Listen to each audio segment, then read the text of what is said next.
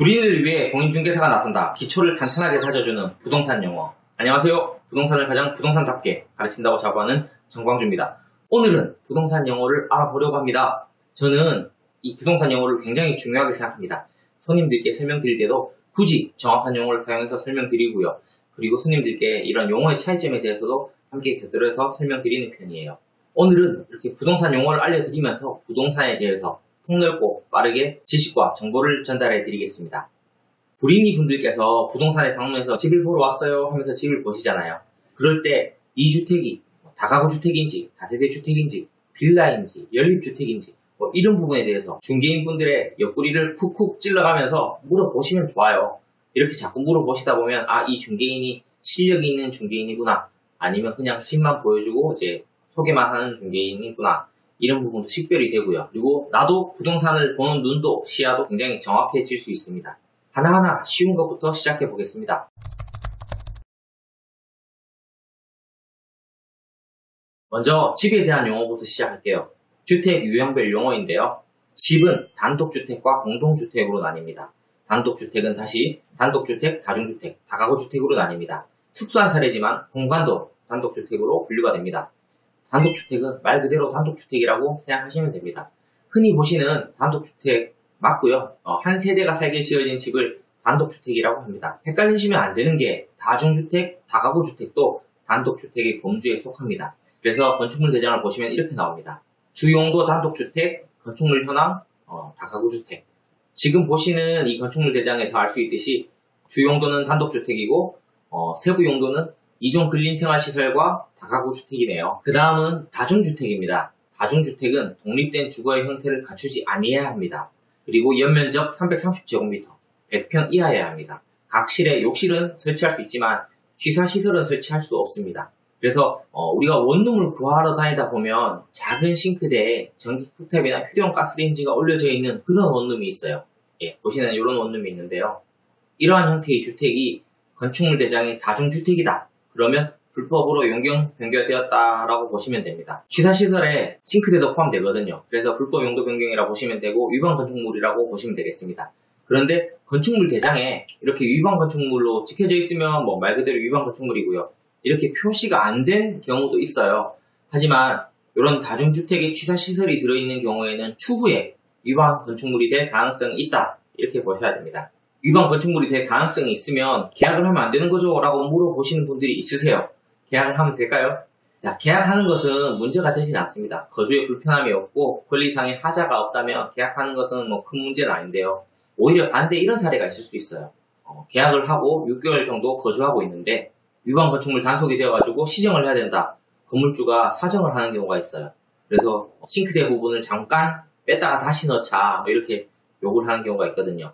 그때는 적당한 비용, 임차료의 감액도 요구할 수 있는 부분이니까 참고해 주시면 좋을 것 같아요. 다가구주택은 흔히 부르는 원룸 건물입니다. 보시는 바와 같이 1층 필로티 주차장, 그리고 2, 3, 4층 주택으로 쓰는 이런 원룸 건물들이 대부분 다가구주택인데요.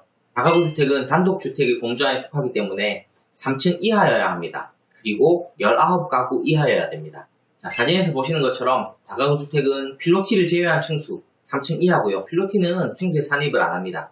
가구별로 독립된 주거 형태를 갖출 수 있습니다. 내 방 안에 화장실, 그 다음에 싱크대, 가스레인지 다 들어올 수 있어요. 다가구주택에서 공간은 분리되어도 권리관계는 굉장히 복잡합니다. 옆방하고 뗄래야 뗄 수가 없기 때문에 다가구주택을 임대하시거나 매매를 하실 때는 반드시 이런 권리관계를 꼼꼼하게 살피셔야 됩니다. 자, 그렇다면 상가주택, 점포주택은 뭘까요? 상가주택, 점포주택이라고 하는 말들은 건축법상, 주택법상 용어는 아니에요. 상가주택 같은 경우에는 건축물 대장에 단독주택, 바로 다가구주택 및 근린생활시설이라고 표시가 되어 있을 거예요. 그러니 상가주택, 점포주택이라고 흔히 부르시는 대로 부르시면 됩니다. 이거는 이러한 상가주택의 경우에는 주택 면적이 상가보다 큰 경우가 많은데, 이런 경우에 취득세는 주택, 상가 각각 면적 비율로 합산한 금액을 납부하지만 재산세나 양도소득세 같은 경우에는 주택을 기준으로 적용된다는 점 참고해 주시면 좋겠습니다. 근린생활시설인데 주택처럼 2년 거주하고 비과세를 받을 수 있다. 굉장히 큰 장점이죠. 그럼 지금까지 단독주택에 대해서 알아봤어요. 다음은 공동주택인데요. 우리가 말하는 아파트가 공동주택입니다. 아파트만 공동주택이냐? 연립주택 공동주택이고요. 다세대 주택도 공동주택입니다. 아파트와 연립 다세대를 구분한 차이는 아파트는 5층 이상이고요. 연립과 다세대는 4층 이하입니다. 그리고 연립과 다세대는 어떻게 구분하느냐? 연립은 한 개 동의 바닥 면적이 660제곱미터 이상인 경우에는 연립주택이고요. 한 동의 면적이 660제곱미터 미만인 경우에는 다세대 주택입니다. 그리고 연립과 다세대 모두 4층 이하겠죠. 5층 이상이면 아파트가 되니까. 아파트, 연립, 다세대 모두 공동주택이니 각 호별로 구분 등기가 되어 있습니다. 각각의 소유권이 있고요. 다가구 주택의 경우에는 단독주택이죠. 하나의 소유권이 있습니다. 이러한 차이가 있어요. 그리고 지식산업센터 투자할 때 많이 등장하는 기숙사인데요. 기숙사도 공동주택에 해당이 됩니다. 용어를 정확하게 알 필요가 이런 부분에서 있는 거예요. 그래서 지식산업센터 기숙사에 투자할 때는 공동주택이라는 거 정확하게 알고 투자를 하시면 좋겠습니다. 자, 지금까지 위에서 말씀드린 내용은 건축법에서 정의하는 주택의 종류와 분류예요.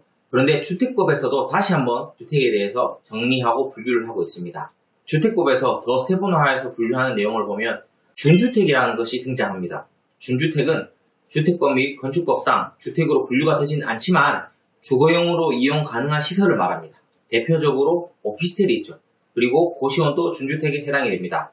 노인복지법에서 규정하는 노인복지주택도 준주택입니다. 이 준주택의 개념을 규정하는 이유는 인명과 관련된 안전, 피난, 소음 기준은 강화 적용하고 공리시설이나 부대시설 이러한 건설 기준은 완화해주기 위해서 적용하는 경우라고 보시면 됩니다. 오피스텔은 준주택이라서 왔다 갔다 하죠. 주택법에서는 준주택으로 규정하고 있고 건축법에서는 업무시설로 규정하고 있기 때문에 일단은 업무시설입니다.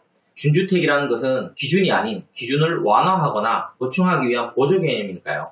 자, 그래서 오피스텔에 대해서 주택법에서 어떻게 준주택으로 규정하고 있느냐. 오피스텔은 업무를 주로 하면서 분양하거나 임대하는 구역 중 일부 구역에 숙식을 할 수 있도록 한 건축물로서 국토부 장관이 고시하는 기준에 적합한 것을 말한다 라고 정의되어 있습니다. 어쨌든 업무시설이기 때문에 취득세 및 재산세에 대해서는 업무시설을 기준으로 적용이 되고 있습니다. 7.10 대책에 따라서 지방세법 개정안이 20년 8월 12일부터 시행이 됐습니다. 오피스텔을 구매해서 주거용으로 사용한다면 추가로 주택을 매입할 때에는 취득세가 중과가 된다는 점. 다시 말씀드리면 수도권 등 조정 대상 지역에서는 주거용 오피스텔 한 채를 가지고 있다. 이후에 아파트를 살 때는 취득세가 8%가 부과가 됩니다. 주거용 오피스텔을 2채 이상 가지고 있다라고 하면 취득세율은 12%로 올라가게 됩니다. 다만 과표 1억 이하의 오피스텔은 과거처럼 취득세 산정에서 주택수에서 제외됩니다. 오피스텔의 경우에는 이렇게 취득세, 재산세 왔다 갔다 하죠. 이런 부분은 건축법상에서는 업무시설, 주택법상에서는 준주택, 그리고 세법에서는 실질과세 원칙 이러한 부분이 혼합된 현상이라고 보시면 될 것 같아요. 그래서 하나하나 정확하게 적용을 해 나가셔야 되겠습니다. 한 가지 유형을 더 설명드리면 도시형 생활주택입니다. 도시형 생활주택은 원룸형 주택, 단지형 연립, 단지형 다세대로 나뉩니다.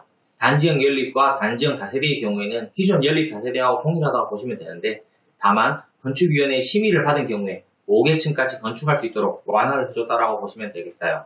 제 눈에는 도시지역의 주택 부족을 해소하기 위해서 건축법 완화의 수단으로 도시형 생활주택에 원룸형 연립, 원룸형 다세대를 넣은 게 아닌가 이렇게 보입니다. 그리고 도시형 생활주택 중에서 원룸형 주택은 세대별 주거 전용 면적이 50제곱미터 이하인 것을 말합니다. 이러한 원룸형 주택은 단지형 연립, 단지형 다세대와 달리 층수 제한이 없기 때문에 소형 아파트로도 많이 불립니다. 실제로 도시형 생활주택이 많이 보급이 되면서 소형 평형의 주거가 개선되는 현상을 실무에서 많이 보고 있습니다. 정말 복잡하죠. 조금 더 단순하게 했으면 좋겠는데 세상이 점점 복잡해질수록 신경 써야 할 게 많아집니다. 신경 써야 할 게 많아질수록 행복도는 점점 떨어지는 것 같아요. 주택 유형에 대해서 용어를 한번 설명해 봤는데요. 다음 알아볼 용어는 면적과 관련된 용어입니다.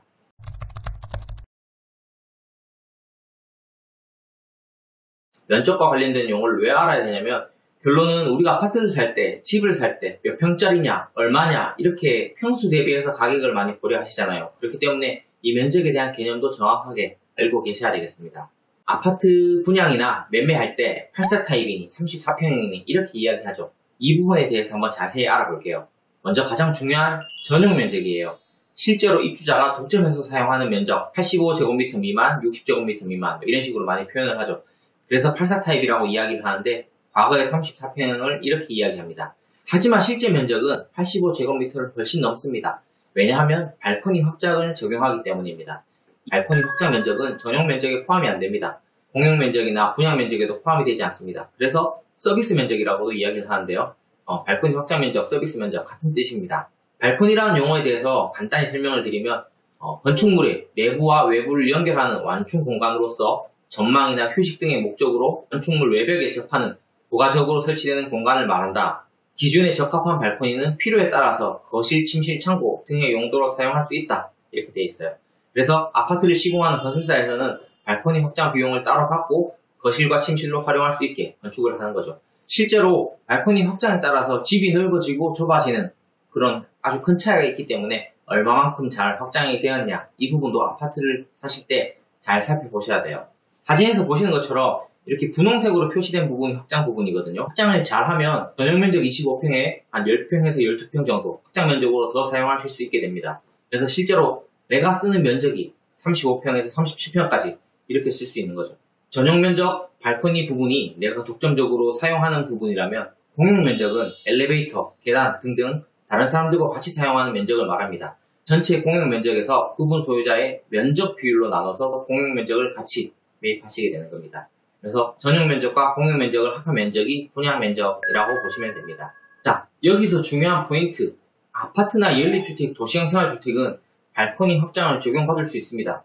실제로 서비스 면적을 많이 받을 수 있다는 뜻이죠. 하지만 오피스텔의 경우에는 업무시설이기 때문에 발코니 확장에 대한 적용이 불가능합니다. 그래서 84 타입 오피스텔과 84 타입 아파트의 전용 면적이 84제곱미터로 동일하지만 실제로 사용하는 면적은 때로는 10평 그 이상 차이가 날 때가 있습니다. 10평이면 거의 전체 면적의 40% 공간이라고 보시면 되는데요. 84 오피스텔, 84 아파트 차이가 많은 이유, 발코니 확장이라는 거. 오늘은 주택과 관련된 용어 중에서 주택의 분류에 필요한 용어 정리, 그리고 면적 산정에 필요한 용어 정리를 한번 해봤어요. 다음 시간부터는 이제 실전이네요. 예산별 맞춤, 내 집 마련 전략에 대해서 하나하나 알아갈 거예요. 앞에서 가르쳐드린 임대차에 대한 내용, 그리고 주택의 분류, 면적에 대한 용어들이 내 집 마련을 준비하는데 도움이 되실 거예요. 오늘 강의는 이것으로 마치겠습니다. 이와 젊은 친구, 부자답게 행동해.